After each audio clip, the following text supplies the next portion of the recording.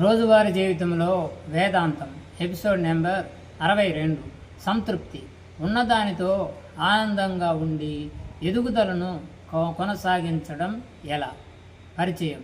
చాలామంది సంతృప్తి అంటే ఎదగాలనే కోరిక లేకపోవడం అని అనుకుంటారు. కానీ వేదాంతం చెప్పే సంతృప్తి అలాంటిది కాదు. ఉన్నదానికి కృతజ్ఞతతో ఉండి ఇంకా మెరుగ్గా ఎదగడం సాధ్యమేనా? వేదాంత దృష్టి. వేదాంతం ప్రకారం సంతృప్తి అంటే సంతోషం, అంటే సోమరితనం కాదు. అది ప్రస్తుతాన్ని ఆనందంగా స్వీకరిస్తూ భవిష్యత్తు కోసం ధర్మబద్ధంగా కృషి చేయడం.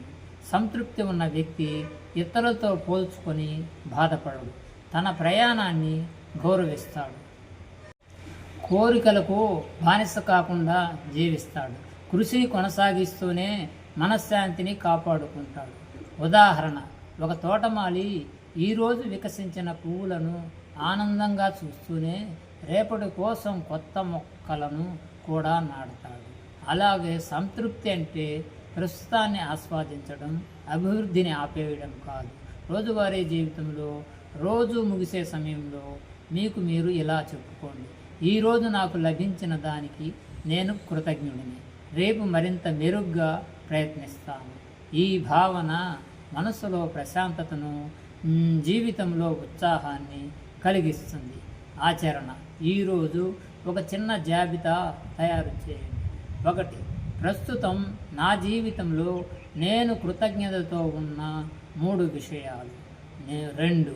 నేను మెరుగుపరుచుకోవాలనుకునే ఒక అలవాటు. 3.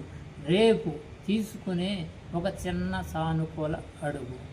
ముఖ్య సందేశం: సంతృప్తి అంటే ఆగిపోవడం కాదు, అసంతృప్తి లేకుండా ముందుకు సాగటం. ముగింపు.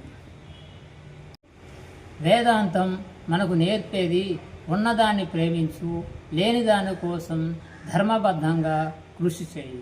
కానీ నీ ఆనందాన్ని ఫలితాలపై ఆధారపడనివ్వకు. అలాంటి సంతృప్తితో జీవించినప్పుడు ప్రతిరోజు శాంతితో ప్రతి ప్రయత్నం అర్థవంతంగా సాగుతుంది. Please subscribe and like. తదుపరి ఎపిసోడ్